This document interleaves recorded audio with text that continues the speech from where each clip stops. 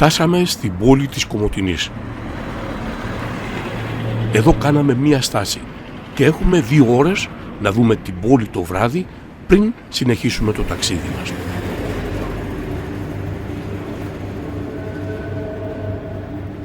Είναι η πρώτη φορά που έρχομαι στην Κομοτηνή και αυτό που εντυπωσιάζει είναι ο έντονος μουσουλμανικός χαρακτήρας της πόλης.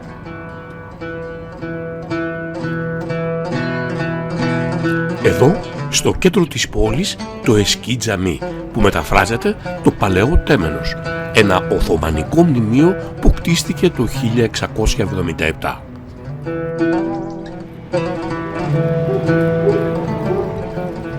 Λίγο πιο κάτω, η παλιά αγορά, όπου τα καταστήματα τέτοια ώρα ήταν κλειστά.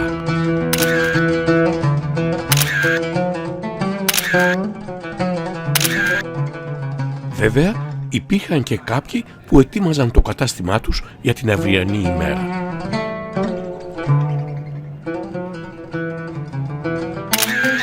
Βγάλαμε φωτογραφίες και περπατήσαμε στην έρημη αγορά. Σταθήκαμε μπροστά στο μοναδικό κατάστημα που ήταν φωτισμένο. Παλαιοπωλείο ή Κιβωτός. Εδώ τα παλιά αντικείμενα φορτωμένα με μνήμες μαρτυρούν την πολύχρονη συμβίωση χριστιανών-μουσουλμάνων σε αυτή την πόλη. Η συνθήκη της Λοζάνης το 1923 με την ανταλλαγή των πληθυσμών καθόρισε ρητά τις μειονότητες. Εδώ στη Θράκη τη μουσουλμανική μειονότητα και στην Τουρκία την ελληνική μειονότητα της Κωνσταντινούπολης, της Σύμβρου και της Στενέδου. 3 εθνοτικές ομάδες αποτελούν τη μουσουλμανική μειονότητα: οι Τουρκογενείς, οι Πομάκοι και οι Ρωμά. Το 1991 αριθμούσαν 98.000, σήμερα ξεπερνούν τις 120.000. Κρατάμε αυτή τη διαφορά γιατί το τουρκικό κράτος έκανε ό,τι ήταν δυνατόν να εξολοθρεύσει και να εξαφανίσει την ελληνική μειονότητα στην Τουρκία. 200 χρόνια μετά την απελευθέρωση της Ελλάδας και 100 χρόνια από την ίδρυση του νέου τουρκικού κράτους, η παγκόσμια κοινότητα έχει καταδικάσει την Τουρκία για την αιμονή της να εξολοθρεύει τους χριστιανικούς πληθυσμούς στην επικράτειά της.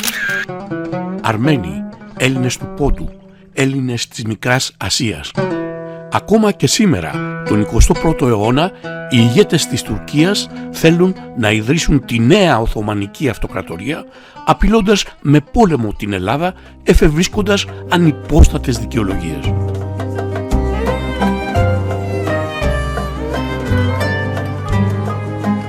Εδώ, στην ελληνική Θράκη, απέναντι στο πολεμοχαρή γείτονα, η αρμονική συμβίωση χριστιανών και μουσουλμάνων διδάσκει μαθήματα ειρήνης.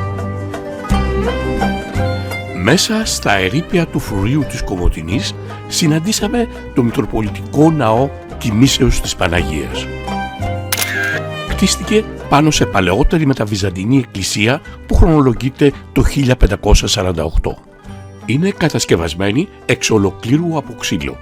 Κτίστηκε κάτω από το επίπεδο του δρόμου, γιατί στην τουρκοκρατία οι εκκλησίες έπρεπε να είναι χαμηλότερες από τα μουσουλμανικά τεμένη.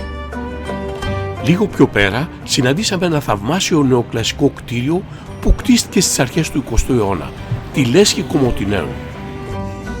Μπήκαμε μέσα, γιατί μετά από τόση πεζοπορία ένα ζεστό τσάι θα ήταν ό,τι έπρεπε. Εδώ στην Κομοτηνή, τον τόνο στη νυχτερινή ζωή δίνουν οι 10.000 φοιτητές του Δημοκρατίου και από ό,τι βλέπουμε είναι ακόμη πολύ νωρίς για τη βραδινή τους έξοδο. Τις ώρες που γυρνάνε από τα βραδινά ξενύχτια οι φοιτητές, εδώ πάντα καταλήγουν ή για μπουγάτσα του Μακντή ή στον Κολόσο για πενιρλί. Πριν να φύγουμε, αποφασίσαμε και εμείς να δοκιμάσουμε αυτό το παραδοσιακό τουρκικό ρεκτικό. Μπήκαμε μέσα και παραγγείλαμε. Και μέχρι να τα ετοιμάσουν, έψαξα πληροφορίες για το πενιρλί. Είναι μια μακρόστενη βαρκούλα από αφράτη ζύμη που την επιφάνεια γέμισης καλύπτει το λιωμένο τυρί.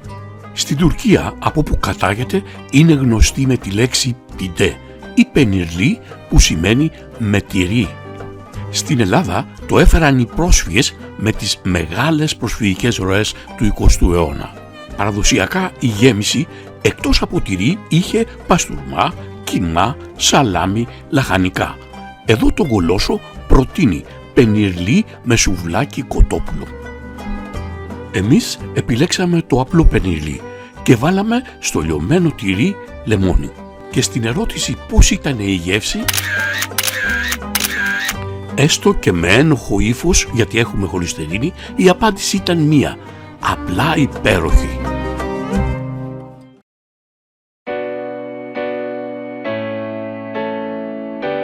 Μεγάλη όμως έκπληξη για μας εδώ στον Κολόσο ήταν τα αμέτρητα σημειώματα των φοιτητών που γέμιζαν τους στίχους μέχρι το ταβάνι. Ξεκλείδωσα μια πόρτα της ζωής και βγήκα να σπουδάζω σε μια πόλη. Ο ουρανός και ο καφές βαρύς, υγρά πλακόστρωτα και μια πλατεία όλη. Ένα σπαθί που σ' άγριο κοιτά, σε μια γωνιά να βρίσκονται οι φαντάροι. Με τα κορδόνια μου παντάλητα περπάταγα την Τρίτη στο παζάρι.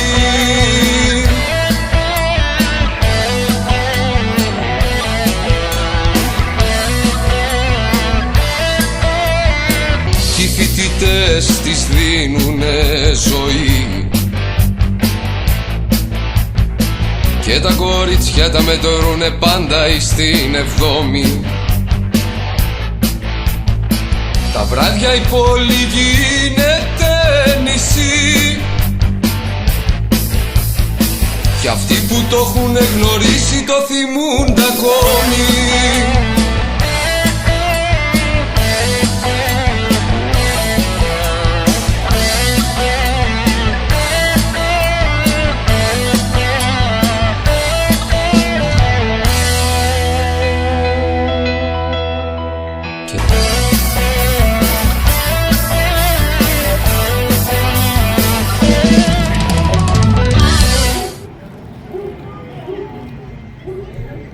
Πραγματικά ήταν εντυπωσιακή αυτή η ιδέα του Κολόσο να κρατήσει αυτά τα σημειώματα των φοιτητών.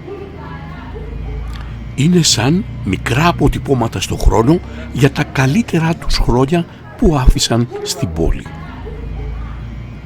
Αυτό που μάθαμε εμείς εδώ και δεν είναι γνωστό στους πολλούς είναι ότι η καλύτερη πόλη για φοιτητική ζωή στην Ελλάδα είναι η Κομοτηνή. Μάλιστα εδώ μας είπαν με νόημα ότι οι φοιτητές στην Κομοτηνή κλαίνε 2 φορές. Η μία όταν έρχονται δυσαρεστημένοι που δεν πέρασαν σε μεγάλη πόλη και η δεύτερη όταν φεύγουν.